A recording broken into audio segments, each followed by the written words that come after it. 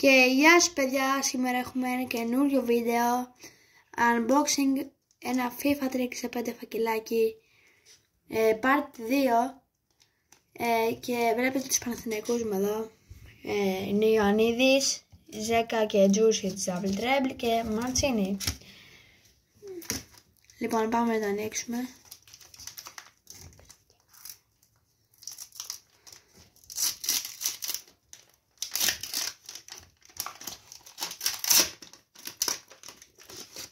Ξεκινάμε με αμυντικό.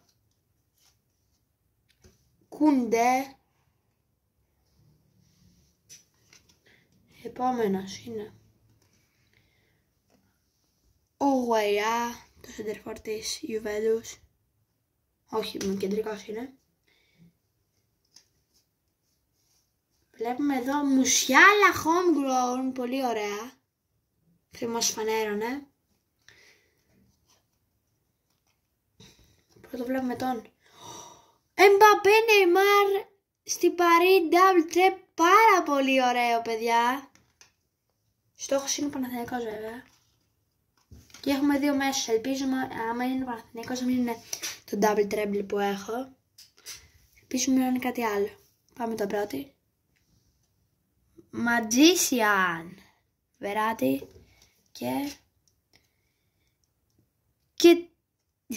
και Τλέιρ.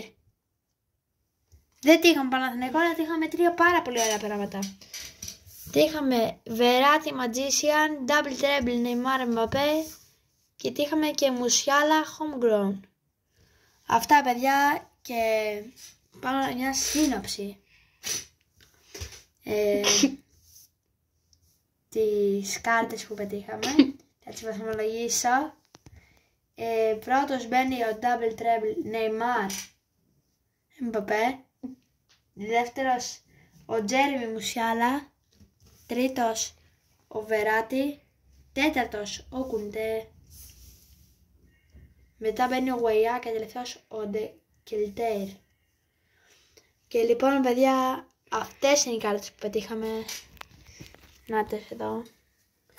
Εντάξει καμεραμάν, μπορείς να αποχωρήσεις.